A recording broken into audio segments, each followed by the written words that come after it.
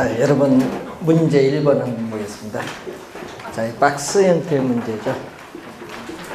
자, 이 부동산의 개념에 관한 설명으로 틀린 것을 모두 고른 것을 묻는 겁니다. 자, 우선은 자산, 자본, 생산 요소. 생산 요소는 생산재라고 하는데 이 측면을 강조하는 개념은 무슨 개념이죠? 그게 물리적 개념이 아니라 경제적 개념. 경제적 개념은 자산, 자본, 생산 요소, 소비재, 상품 5가지가 있습니다. 경제적 개념, 기억은 틀린 지문. 자, 물리적, 기술적 측면은 4가지가 있습니다. 자연, 공간, 위치, 환경 4가지가 있습니다. 자, 니은 협의부동산, 광의부동산은 무슨 측면에서? 법률적 측면에서 구분하는 개념이죠. 그래서 이 협의부동산,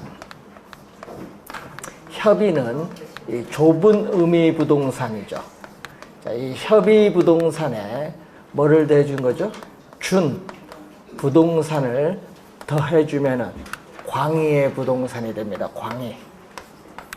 이 넓은 의미의 부동산이 됩니다. 이렇게 보는 개념이 바로 법률적 개념이죠. 자, 그리고 정착물이 나오는데 이 협의부동산은 이 토지 및 그 정착물로 구성되는데, 자, 이 정착물에 있어서의 개념이 3번째죠. 이 사회, 경제적으로 토지에 부착이 되어, 자, 밑줄은 계속적으로 이용된다고 인정되는 물건, 밑줄. 이게 포인트죠. 계속적으로 이용된다고 인정되는 물건입니다. 일시적으로 이용하는 것은 정착물이 아닌 뭘로? 동산이에요. 계속적으로 이용된다고 인정되는 물건. 디귿은 개념 맞고, 자, 그리고 이 정착물과 관련해서 정착물을 구분하는 기준. 자, 법률적 측면에서 정착물을 구분하는 기준이 4가지가 있습니다.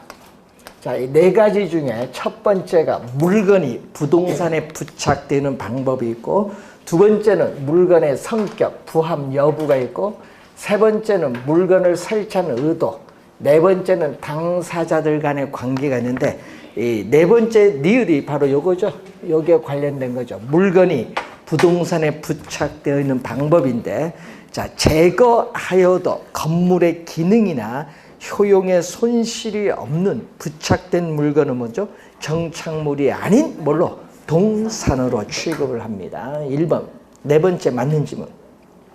임차인 정착물은 당사자들 간의 관계를 나타내죠.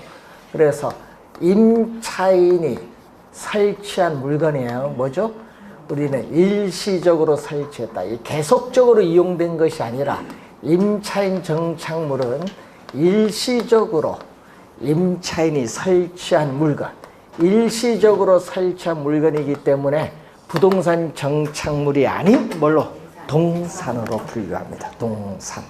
그래서 미음 틀린 지문이죠. 부동산으로 간주되는 것이 일반적이라 하니까 틀린 지문. 기역 미음이 틀린 지문 5번이 정답입니다. 자, 여러분 임차인 정착물 뭐 예를 들면 뭐 선반이라든지 요즘에 보면은 진열대 뭐 이런 거죠. 그래서 한번 확인해 주시기 바라고. 2번 주택의 유형에 관한 설명으로 옳은 것은, 자, 이 주택법에 있어서 이 세대 구분형 공동주택이라는 용어가 나오죠. 자, 그래서 이 공동주택의 주택 내부 공간의 일부를 말 그 세대 구분한다는 얘기죠. 세대별로 구분하여 생활이 가능한 구조로 하되 그 구분된 공간의 일부를 구분 소유할 수 없는 주택으로서 대통령령으로 정하는 건설 기준, 면적 기준 등에 적합하게 신설된 주택을 말하죠. 여러분이 우리 보시면은 은평구에 가면은 이런 주택이 있어요. 왜냐? 넓은 평형수가 분양이 안 되니까 서울특별시 SH에서 뭐다? 세대 구분해서 이제 분양을 했습니다.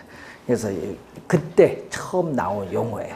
세대 구분형 공동주택이고, 자, 다가구 주택을 보시면은 단독주택이죠. 자, 이 다가구 주택, 그리고 다중주택은 뭐다? 단독 주택입니다.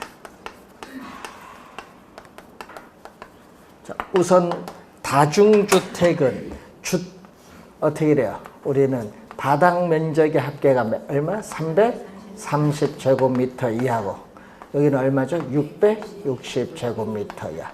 시험 문제 우리가 만약에 주택 유형이 나오면은 요 차이가 있기 때문에 시험에 다중주택을 하여튼 자주 출제를 해요. 자, 그러면은 거기 보면 다가구 주택은 주택으로 쓰이는 층수가 3계층 이하죠. 그래서 단독 주택은 몇 계층? 3계층 이하를 말합니다. 자, 그리고 거기 보시면 한 개 동의 바닥 면적이 330제곱미터, 바닥 면적의 합계가 얼마? 660제곱미터 이하인 무슨 주택? 요 두 개는 단독주택이야, 단독. 단독주택이 있고, 공동주택으로서 아파트는 5계층 이상의 주택을 말하고, 연립주택은 660제곱미터를 뭐한다? 초과한 거죠. 그리고 다세대 주택은 660제곱미터 이하를 말합니다. 요 두 개는 또 몇 계층? 4계층 이하. 이 주택. 그래서 세 번째는 바닥 면적의 합계가 얼마? 여기는 660제곱미터 이하를 말하죠. 자, 그래서 3번 틀렸고 4번 660제곱미터가 아니라 330제곱미터 이하를 말합니다. 자, 여기는 660제곱미터를 뭐 한다? 초과한다. 자, 도시형 생활주택은 350세대가 아니라 몇 세대? 300세대. 300세대 미만의 국민주택 규모로 대통령령으로 정하는 주택으로서 종류가 세 가지 나오고 있죠. 단지형 연립주택, 단지형 다세대주택, 원룸형 주택 등이 있습니다. 네, 정답은 1번이 정답. 자, 3번 토지의 자연적 특성 중 부증성에 관한 설명으로 옳은 것을 모두 고른 것, 부증성입니다. 자, 토지는 비소모적 재화이기 때문에 가치에 소모가 없죠. 따라서 토지의 가치 보존력을 우수하게 하기 때문에 부동산 관리의 중요성이 나타나는데 이것은 영속성입니다. 기억은 영속성.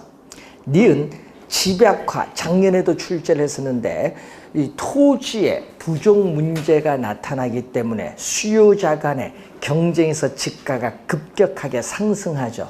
그렇기 때문에 건물이 점점 고층화될 수밖에 없는 토지 이용의 집약화를 촉진시킨다. 이 집약적 토지 이용이 나타난다는 내용이죠. 도방적으로 출제를 많이 하죠. 주의해 두시고 니은은 맞는 지문. 자, 부동산 활동을 국지화, 토지가 속해 있는 지역에 국한시키고 또 토지가 위치는 현장에 가서 확인을 해야 되는 임장 활동을 중요시하는 것은 부동성에 근거합니다. 부동성. 자, 개별성의 특성으로 인해서 토지 상품은 표준화가 어렵죠. 또 개별성이 강하기 때문에 일물 일가의 법칙, 한 가지 물건에 한 가지 가격이 성립한다는 일물 일가의 법칙이 배제되고 또 토지 시장에서의 상품과 완전한 대체 관계를 뭐한다? 제약한다. 요 뒤에 있는 지문도 자주 나오는 지문인데 우선 개별성입니다. 네 번째는 자, 다섯 번째, 토지는 생산비를 투입을 하여도 물리적인 절대량 면적은 결코 증가시킬 수 없다. 물리적이 포인트인데 이러면 경제적 측면에서 양은 증가가 가능합니다. 물리적 양을 증가시킬 수 없습니다. 부증성의 개념이 다섯 번째 미음에 나오고 있죠. 그래서 니은과 미음 2번이 정답인데 작년 시험에 부증성에서 출제를 했죠. 29회 시험에. 그리고 이제 28회는 이렇게 다섯 토지의 특성을 가지고 출제를 했고요. 27, 6회는 영속성에서 출제했기 때문에 우선 올해는 부동성이 좀 중요하다는 걸 좀 염두에 두시면서 이 부동성을 한번 교재를 통해서 중요 특징 한번 확인해 보시기 바랍니다.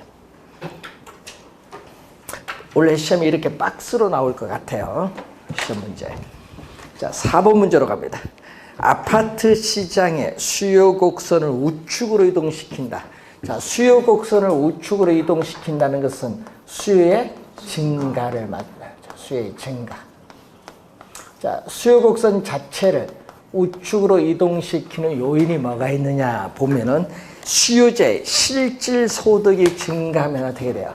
자, 여러분 주어진 실질 소득인데 실질 소득이 주어지면은 어떻게 돼요? 주어진 소득을 가지고 살 수 있는 상품의 수요량도 이전보다 더 많아져요. 수요가 증가합니다. 우선 실질 소득이 증가하면 수요의 증가가 나오고 건축 원자재인 철근, 시멘트 가격이 하락을 하면은 건축비가 하락을 하기 때문에 이전보다 공급량이 더 많아져요. 두 번째는 공급의 증가입니다. 수요와는 관련 없어요. 공급의 증가. 세 번째, 거래세인 양도소득세, 취득세가 인상되면은 세금 부담이 높아지니까 구매력은 떨어져서 수요가 뭐한다? 감소해요. 세 번째는 수요의 감소. 네 번째, 아파트 가격이 하락을 한다. 자, 여러분이 네 번째는 수요 증가가 아닙니다. 아파트 가격, 수요량이 주어졌는데 수요 곡선은 일반적으로 우하향하는데 아파트 가격이 하락을 하면은 수요 법칙에 따라 수요량은 뭐한다? 증가합니다. 이때 A가 동일한 수요 곡선을 따라서 B점으로 이동해요. 그래서 이것은 무슨 변화? 수요량의 변화.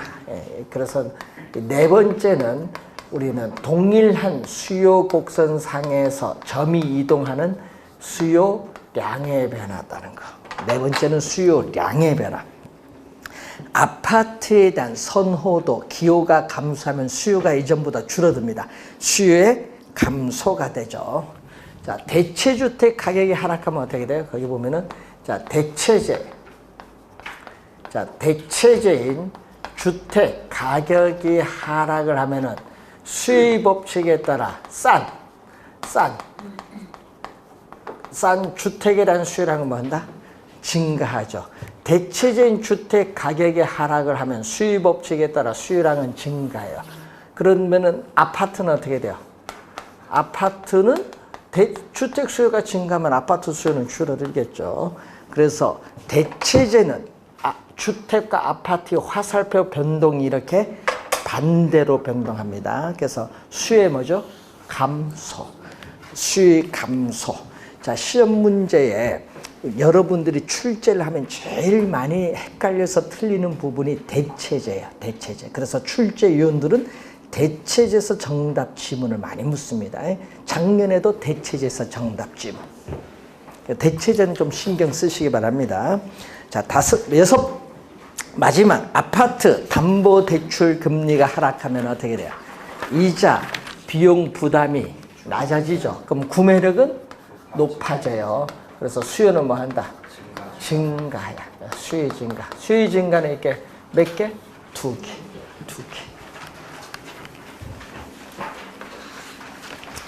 자, 올해 시험에 여러분들이 또 많이 헷갈려 하시는 부분이 교차 탄력성이에요. 그래서 상품이 두 개가 나와요. 문제 안에서 뭐 상품이 두 개가 나오면은 빨리 떠올리는 게 교차 탄력성을 떠올리시면 돼요. 작년 시험에는 보완제를 출제했어요. 작년 시험에. 그래서 하여튼 이 교차 탄력성 개념은 올해도 출제가 예상되는 부분이기 때문에 정확하게 수식을 암기하시기 바랍니다. 자, 여러분 글자만 거기 문제 지문이 길 뿐 계산은 5초 안 걸려요. 이런 거는. 이런 거 틀리면 안 돼요. 아파트 매매 가격이 5% 상승함에 따라 다세대 주택 매매 수요량이 10% 증가한다. 아파트와 다세대가 나오면 뭐가 된다? 교차 탄력성. 자, 그러면 수요에 교차가를 물을 때는 항상 상품이 두 개가 나와요. 자, 자, 수요의 교차 탄력성은 분모는 뭐죠? 가격이에요. 분모는 가격인데 뭐가 나왔어요? 아파트 매매 가격이 나왔어요. 아파트 매매 가격 변화율에 대해서 뭐가 나오냐면 분자는 수요량이 나와야 돼요. 반응을 나타내는. 이렇게 아파트 다세대 주택 두 개가 나오면 교차 탄력성. 이 다세대 주택에 뭐가 나온다? 매매 수요량. 이 매매 수요량 변화율. 이렇게 상품을 두 개 물을 때는 교차 탄력성인데 얼마? 자, 아파트 매매 가격은 5% 상승함에 따라 다세대 주택 매매 수요량은 몇 프로? 10% 증가한다. 자, 항상 여기서 이제 화살표가 방향 보세요. 같은 방향으로 변동하면 플러스. 화살표의 변동 방향이 같으면 플러스. 반대로 변동하면 마이너스. 플러스일 때는 뭐다? 10%를 5% 하는 거 2죠. 0보다 큽니다. 0보다 클 때는 아파트 다세대 주택은 서로 어떤 관계? 대체제 관계에 있는 상품. 자, 교차 탄력성은 2고 0보다 크기 때문에 두 상품은 대체제 관계고. 자, 수요의 가격 탄력성. 자, 아파트 매매 가격의 변화율에 대해서 아파트 매매 수요량의 변화율이 어떻게 되느냐. 얼마? 우선은 5% 올랐는데 수요량은 수입업체에 따라 줄어드는데 얼마 줄어들었어요? 우리는 4% 줄어들었죠. 그럼 5분의 4니까 얼마? 0.8. 수의 가격 탄력성은 음수가 아니에요. 절대값을 씌워서 양수로 만듭니다. 그래서 우선 0.8이 수의 가격 탄력성. 그래서 5번이 정답.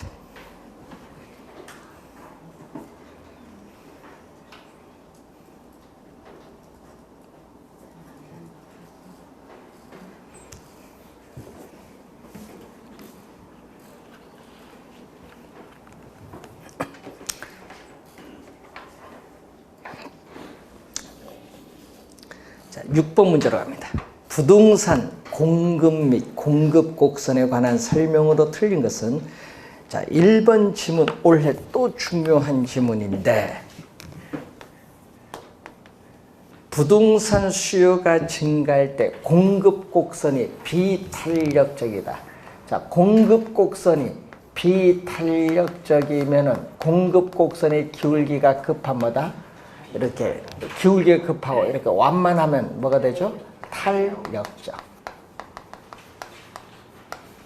자, 수요가 주어졌죠. 자, 여러분이 수요가 증가하면요, 가격은 뭐 한다? 상승해요. 자, 수요가 증가하면 가격은 오르는데 얼마만큼 오르느냐, 그걸만 보면 돼요.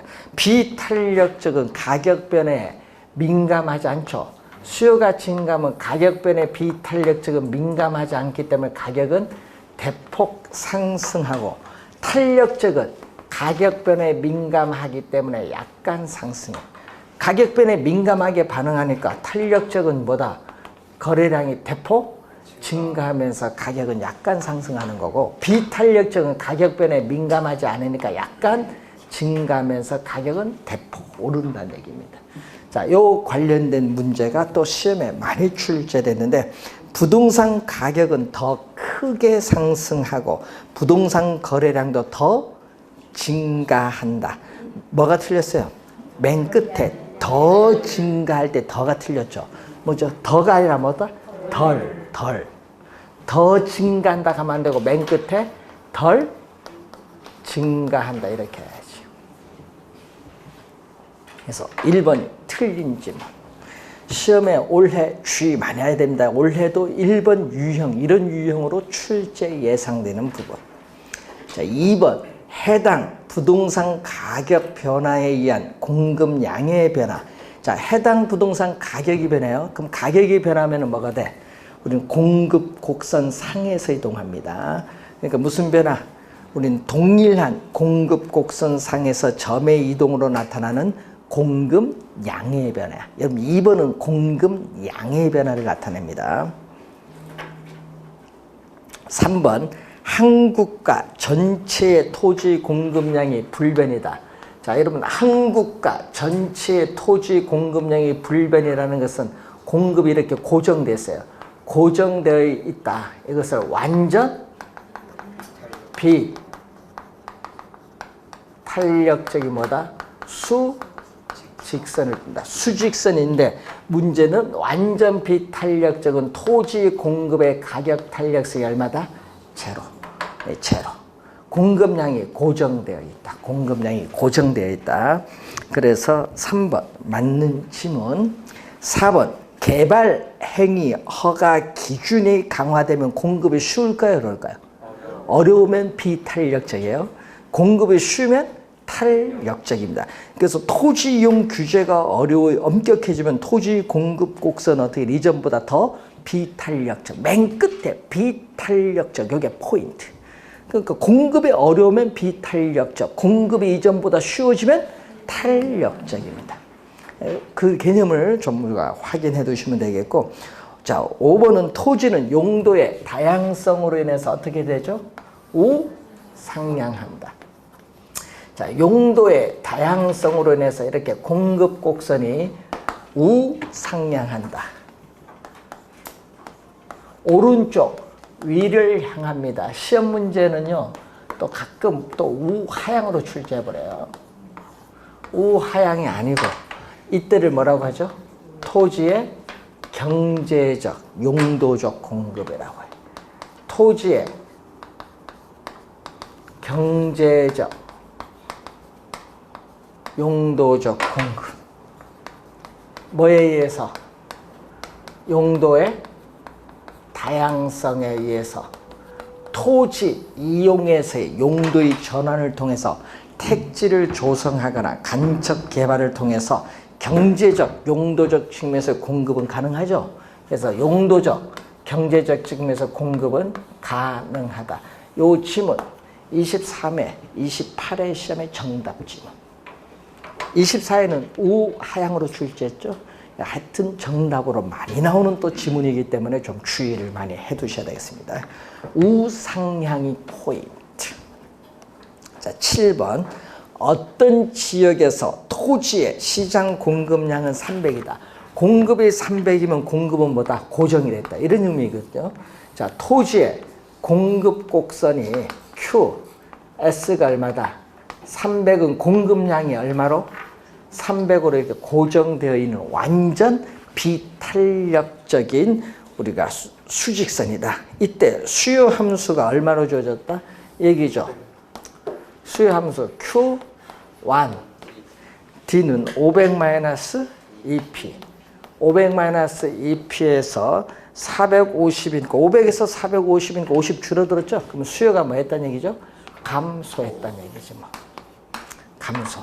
여기에 바로 Q2D는 450-P면 이 점이 최초의 균형이고 이 점은 수요 곡선이 이동한 이후에 새로운 균형을 비교하면 공급은 고정되니까 거래량은 변화가 없지만 뭐가 하락한다? 균형 가격이 하락을 합니다. 자, 그럼 항상 먼저 뭐부터 구한다? 최초의 균형. 자, 균형이란 용어가 나오면은 우선 문제 풀 때 균형이란 용어가 나오면은 수요량과 공급량은 항상 같다. 그러니까 항상 수요량과 공급량은 같다. 자, 만약에 올해도 막 시험에 계산 문제 나오면 수요 공급량 갖다 놓고 푸는데 수요량은 지금 최초니까 얼마? 500-2P. 공급은 300. 같다. 넘어가면은 마이너스 2P는 플러스 2P가 되어서 500에서 300을 빼면 얼마죠? 200에 대해서 양변을 2로 나눠주면 균형 가격은 이게 100이에요. 100. 균형 가격.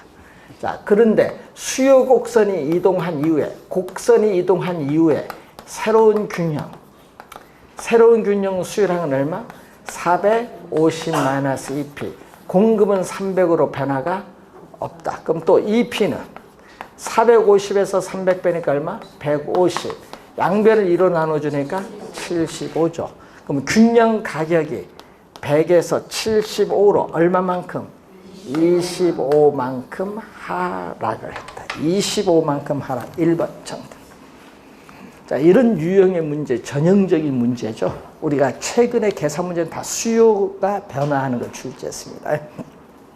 자, 8번 문제로 갑니다.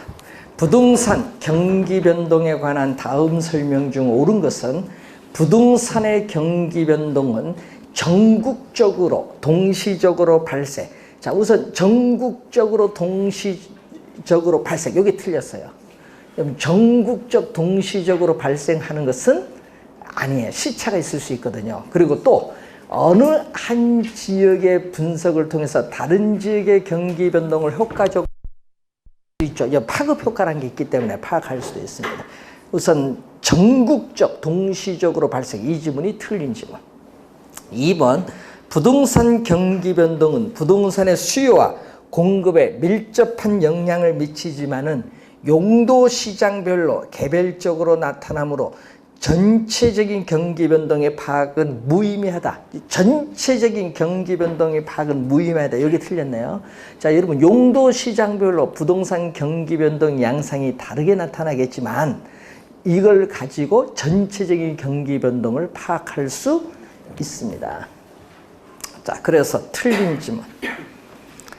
3번 부동산의 경기 변동은 산업용 부동산과 주거용 부동산의 가중평균, 가중치를 주어주고 평균을 구했다는 얘기인데 그러다 보니까 일반 경기 변동에 비해 시간적으로 뒤지는 경향, 후행하는 경향이 일반적으로 나타나지만 경우에 따라서는 선행할 수도 있고 어떻게 돼? 역행할 수도 있고 병행할 수도 있고 각각 독립적으로 나타날 수도 있다. 3번 정답이 되겠고 4번 경기 변동의 파악은 부동산 평가에도 아주 중요한 영향을 미치고 있습니다. 경기가 후퇴할 것으로 파악이 되면 경기가 후퇴면 부동산 가격이 떨어질 거 아니에요. 그럼 부동산 평가이고 높게 평가해야 돼? 낮게 평가해야 돼? 낮게 평가가 돼야지. 떨어질 것으로 예측되고 있는데.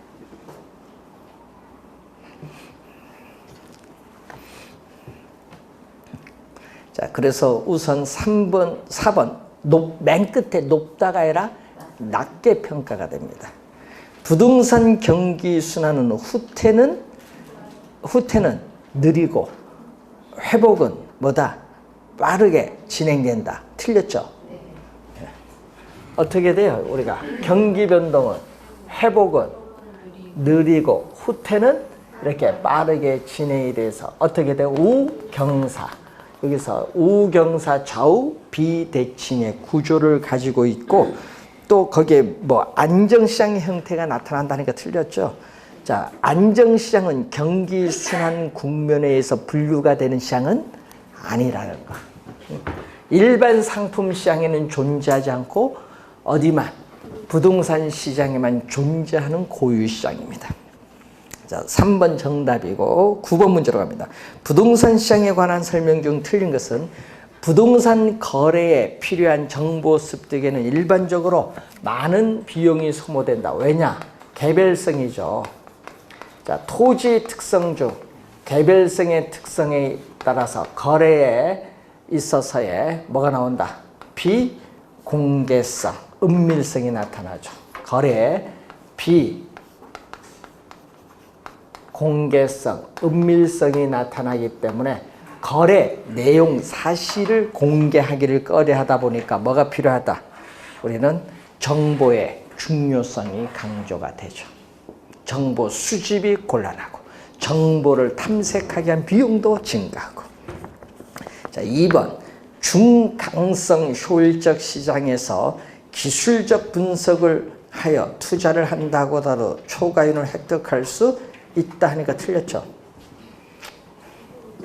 초과이익을 획득할 수 없습니다.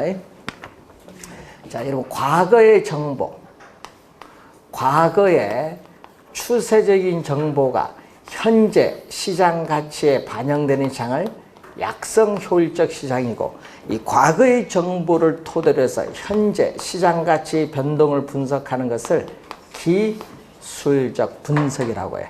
자, 당연히 약성 효율적 시장의 투자자들이 이 기술적 분석을 통해서 투자를 한다 하더라도 초과 이윤은 획득할 수 없는데, 약성이 아니라 중강성이거든요. 과거의 정보에다가 현재 공개되는 이용 가능한 정보까지 현재 시장 가치에 반영되는 시장을 중강성 효율적 시장인데, 이때 요 두 정보를 합한 게 바로 무슨 분석? 기본적 분석이잖아요. 공식적으로 발표된 정보죠. 공식적으로 발표된 정보를 토대로 해서 현재 시장 가치의 변동을 분석하는 것을 기본적 분석인데, 중강성 효율적 시장의 투자자들이 기본적 분석을 통해서 투자를 한다 하더라도 초과이익은 획득할 수 없어요. 그런데 당연히 과거 현재도 초과이익은 얻을 수 없는데, 과거의 정보 가지고 투자를 해도 초과이익은 당연히 얻을 수 없지요. 당연히 얻을 수 없지. 그래서 초과이익을 획득할 수 있다. 맨 끝에 있다 해서 틀린 집. 2번 정답. 3번 부동산 시장이 할당 효율적이다 라면은, 여러분 할당 효율적이라면은 과대평가나 과소평가된 부동산이 존재할 수 없죠. 여러분 할당 효율적이라면요, 초과 이윤이 없어요. 초과 이윤이 없기 때문에 과대평가된 부동산, 과소평가된 부동산은 존재할 수가 없다. 4번 부동산은 또 고가이기 때문에 특정 지역에 소수의 구매자와 소수의 판매자가 존재한다. 소수가 포인트죠. 왜? 높은 부동산 가격을 지불할 수 있는 능력을 가진 사람만이 시장에 참여를 하기 때문에 소수예요. 그러다 보니까 부동산 시장을 불안전하게 만드는 요인이 됩니다. 자, 부동산 시장은 부동성, 부증성, 개별성 등의 특성으로 인해서 수요, 공급 조절이 쉽지 않기 때문에 단기적으로는 부동산 가격에 왜곡을 발생시킬 가능성이 높다. 5번 지문도 자주 출제가 되는 지문인데 좀 주의해 두시면서 2번 정답. 최근 시험에 보면요, 이렇게 부동산 시장 하면은 부동산 시장의 특성, 기능, 효율적 시장의 개념들이 이렇게 묶어서 같이 출제하는 경향이에요, 최근에는. 그래서 한번 이런 식으로 올해도 출제가 예상되죠. 확인해 두시기 바라고. 10번 레일리 문제로 갑니다.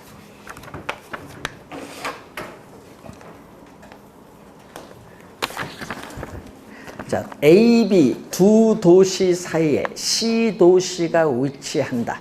레일리의 소매 인력의 법칙을 적용할 경우에 C 도시에서 A, B 도시로 구매 활동에 유인되는 인구 규모인데, 단 조건이 붙어요. C 도시 인구의 몇 프로만?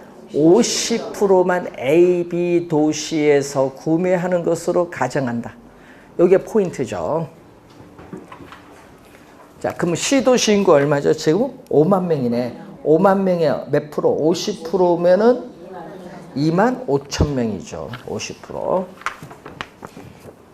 자, 레일리의 소매 인력의 법칙은 중력 모형인데, 중력 모형은 뭐에 비례한다?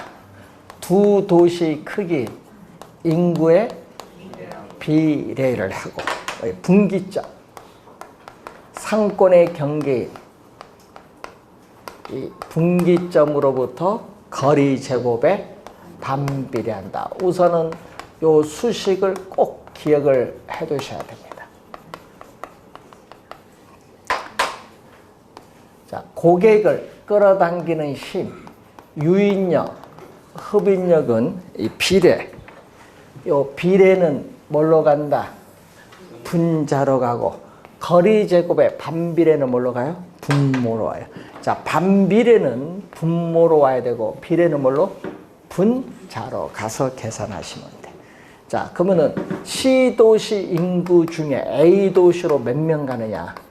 A 도시로 우리가 몇 명 갔느냐? 그럼 상대적으로 나머지는 B 도시에 가죠. 소매, 잠재력의 상대적 크기, 상대적 크기는 분모, 분자, 분수식으로 가요. 그러니까 상대적으로 몇 명 가느냐. 자, 그럼 A 도시는 인구에 비례하니까 A 도시 인구는 40만 명. 비례하고 분기점으로부터 거리 C도시와 A도시 간의 거리 얼마? 10km. 거리 제곱의 반비례. B도시 인구는 얼마? 10만 명에 비례하고 C도시와 B도시 간의 거리의 제곱의 반비례. 자, 요 수식을 우선 쓰면 이제 이 수식을 가지고 이제 계산을 그대로 해주시면 돼. 자, 계산을 하게 되면 얼마? 내항이 곱은 100 곱하기 10만 명 분모로 가고, 외항이 곱 25 곱하기 얼마? 40만 명을 뭘로 간다? 분자로 가요. 자, 요거 약분하면요 4고요. 또 요거 약분하면 4거든요. 4분의 4니까 얼마? 1분의 1. 자, 이 분수식을 비례식으로 나타나면 A 대 B는 얼마다? 1대 1. 그러면은 A 도시로 인구가 유인되는 규모가 얼마냐? B 도시로 인구 유인되는 규모는 얼마냐? 얼마죠? 지금 5만 명에 C 도시 인구 5만 명에 우리가 50%인 2만 5천 명이죠. 2만 5천 명이 A 도시, B 도시에 구매하는데 얼마죠? 전체 1 플러스 1 이네요. 1 더하기 1. 전체 2에서 A는 얼마? 1을 차지하고 B도 얼마 차지해? 1을 차지해. 2분의 1이네요. 그러니까 둘 다 얼마? 12,500명. 12,500명. 3번 정답이 되겠습니다.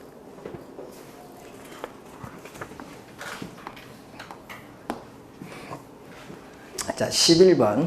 다음 표는 어느 시장 지역 내 거주지 A에서 소비자가 이용하는 쇼핑센터까지 거래와 규모를 표시한 것이다.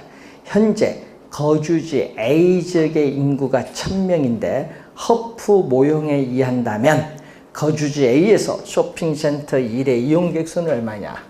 자, 또 거기 보면은 공간 마찰 개수는 2다. 공간 마찰 개수가 2라는 것은 또 뭐를 적용한다? 중력 모형을 적용하죠. 자, 중력 모형을 적용할 때는 매장 규모, 매장 면적에 비례하고 거리 제곱에 반비례합니다. 이때의 거리는 시간거리 개념이 지금 나와 있죠. 자, 거기 보시면은 쇼핑센터 1을 묻죠. 이용객 수를 물을 때는 항상 뭐부터? 시장 점유율. 자, 소비자 거주지에서 쇼핑센터 1을 방문해서 물건을 살 확률을 우리 뭐라고 하죠? 시장 점유율. 시장 점유율을 구할 땐 분모는 전체. 자, 쇼핑센터 1의 면적 얼마죠? 매장 면적 1000에 비례하고 거리. 자, 거기 보면 소요 시간과 거리의 비례는 동일하다고 했어요. 그러면 소요 시간이 5분 걸렸죠? 거리 비례 동일합니다. 그래서 얼마? 5km 제곱. 소요되는 시간과 거리 비례는 동일하다고 했어요. 자, 그리고 B는 매장 면적 1000에 얼마? 10분. 거리 제곱에 또 반비례죠. 자, 구하고자 하는 게 A니까 1000분의 5의 제곱. 자, 25니까 얼마? 40. 여기는 얼마죠? 10. 5분의 4 곱하기 100을 하니까 몇 프로다? 80%. 시장 점유율이 80%면 이용객 수는 얼마냐? 자, 이용객 수는 몇 명? 거주지 A 지역의 인구는 1000명에 몇 프로가 이용한다? 지금 80%가 이용하니까 800명이 있죠.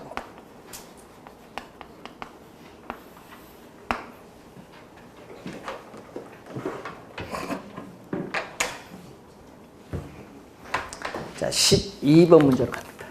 도시 공간 구조 이론에 관한 설명으로 틀린 것은 동심원 이론에 의하면 도시 내부 기능 지역이 우리 생태학적인 논리에 따라서 친입, 경쟁, 천위 과정을 거쳐서 중심 업무지구, 그 다음에 두 번째 동심원이 점이지대, 그 다음에 뭐 주거지역, 저소득, 고소득, 통근자지역, 주거지역으로 분화가 되고 있어요. 거주지 분화 현상이 나타나고 있습니다. 1번 맞는 질문.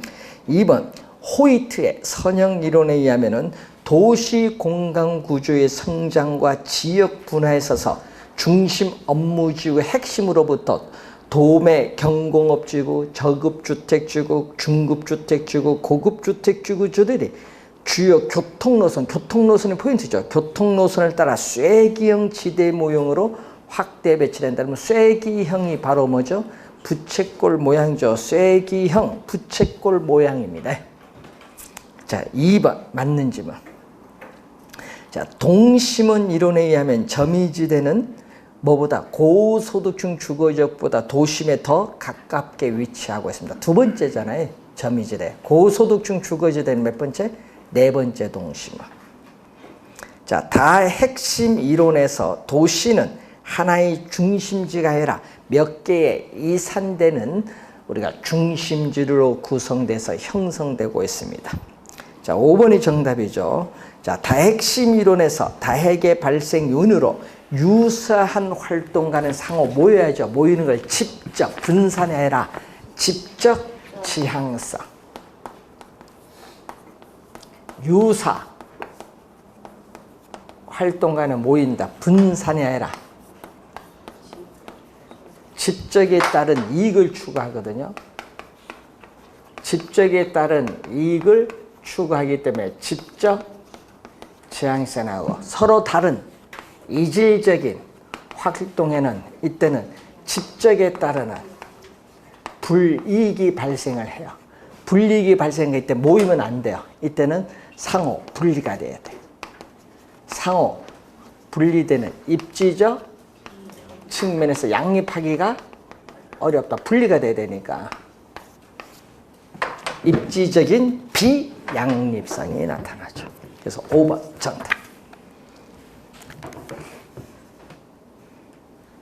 요것 외에 또 두 가지가 더 있죠. 예? 도심에서는 지대가 높기 때문에 높은 지대를 지불할 수 없는 업종은 도시 외곽에 입지함으로써 다액이 형성돼. 그래서 지대 지불 능력에 차이가 있고 또 어떤 특수한 활동은 어떻게 특정의 위치를 요구함으로써 또 다액이 형성이 됩니다. 네 가지 요인이 있습니다. 자, 다핵 발생 요인 한번 확인해 주시기 바라고요. 자, 12번 문제까지 풀었죠. 잠시 쉬고 13번 가겠습니다.